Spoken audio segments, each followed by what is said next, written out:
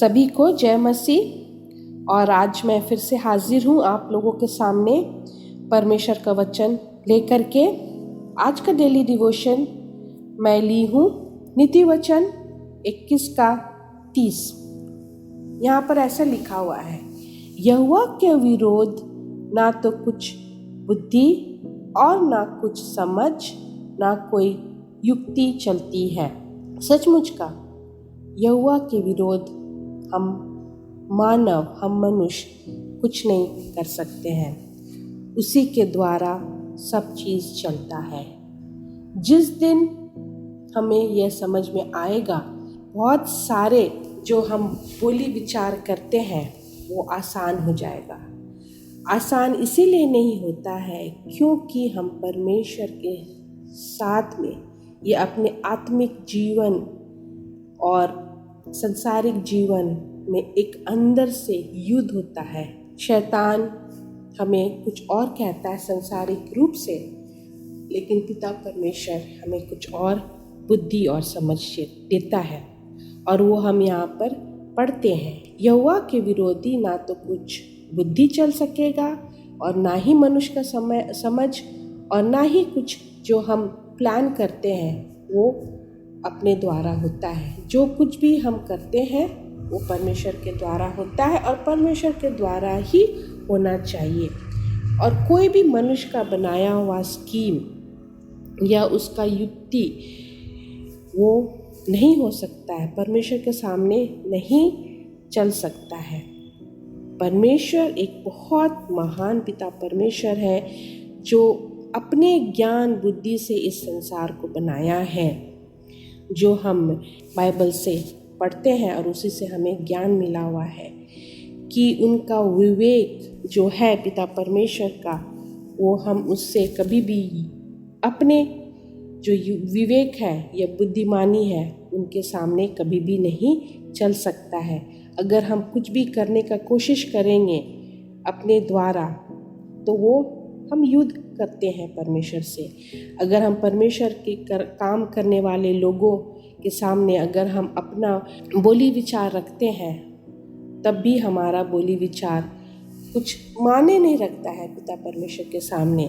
पिता परमेश्वर का अगर गिरजाघर हम चलाते हैं तो अगर हम अपने द्वारा, अगर हम अपने इच्छा अनुसार या अपने ज्ञान और बुद्धि से अगर हम करना चाहेंगे तो पिता परमेश्वर कभी भी नहीं होने देगा, क्योंकि पिता परमेश्वर का जो काम है वो उनके द्वारा ही होता है और उनके द्वारा ही होगा।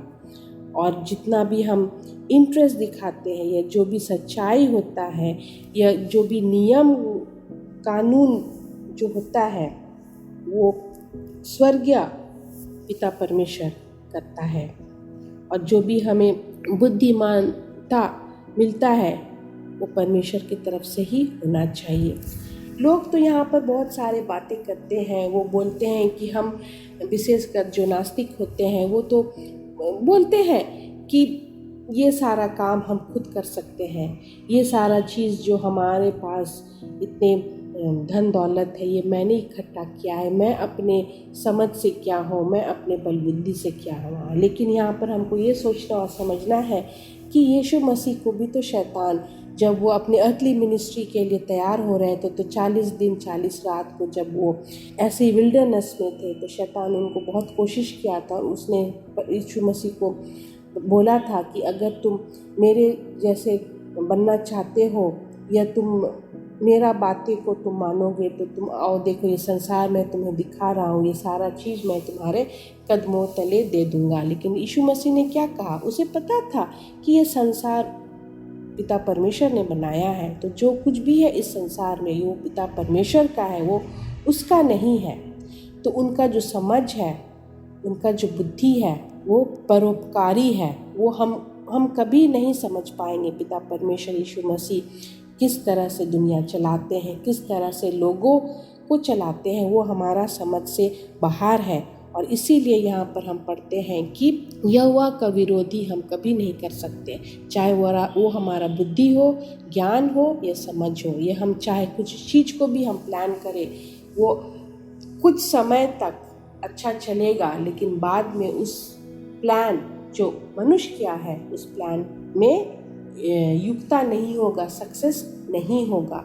बहुत इसलिए हम देखते हैं कि बहुत सारे धनी धनी लोग या बहुत सारे कलाकार जो दुनिया के अच्छा गायक हो या जो टेलीविज़न में काम करते हैं या मूवी में जो लोग काम करते हैं, उनका सफ़र अच्छा रहता है, उनके पास हर एक चीज़, किसी भी चीज़ की कमी नहीं होती है। लेकिन जब वो वृद्धावस्था में होते हैं या जब उनके जीवन में ऐसा कुछ समस्याएं आ जाती है तो दोबारा वो लोग उससे ऊपर नहीं उठ सकते, क्योंकि वो अपने समझ, अपने बुद्धि से कार्य या काम करते हैं। तो ये हमें समझना बहुत ज़रूरी है। इसलिए हम ईसाई घरों में, हम ईसाई लोगों को हमें पिता परमेश्वर बताता है कि हमें बचपन से ही अपने समझ से काम नहीं लेना है, लेकिन पिता परमेश्वर के द्वारा ही सारा काम होना चाहिए। और वही बोलते हैं कि पिता परमेश्वर के समान बुद्धि ज्ञान हमें कोई नहीं दे सकता। दुनिया वाले चाहेंगे लेकिन फिर भी हमें नहीं मिल सकता है, क्योंकि मनुष्य से जितना ज्ञान मिलता है वो दुनिया में ही रह जाता है। लेकिन अगर हम पिता परमेश्वर के ज्ञान और बुद्धि से अगर हम चलते हैं तो हमारे अनंत जीवन तक हम पहुँचेंगे और हमें अनंत जीवन मिलेगा।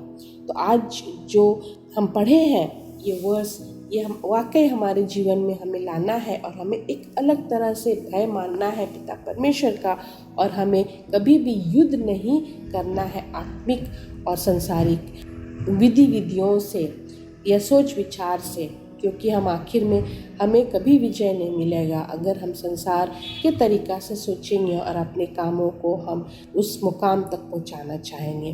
तो आज हमें विश्वास है कि आप इस बाइबल वर्स से आपको बहुत ज्ञान मिला है, इस बाइबल वर्स से आपको समझ आया है। तो आज के बाद में अगर आप कुछ भी करते हैं तो पिता परमेश्वर को प्रार्थना में रखते हुए और उनको अपने प्लान्स में शामिल करें या उनके द्वारा ही हो, ताकि हमारा जो प्लान्स है, हम जो कुछ भी करते हैं या हमें जो बुद्धि ज्ञान बल मिलता है वो हमें सिर्फ और सिर्फ पिता परमेश्वर से ही मिलना चाहिए। तभी हमें सफलता मिलेगी इस दुनिया में। आप अवश्य सब्सक्राइब करें हमारे स्प्रिंग ऑफ लाइफ मिनिस्ट्रीज़ के चैनल्स को, और आप अवश्य आशीषित होंगे और आप अपने तक ना सीमित रह करके आप दूसरे को भी शेयर करें, और अवश्य परमेश्वर आपके साथ रहेगा और हो लेगा। आज का दिन आपका मंगलमय हो। धन्यवाद।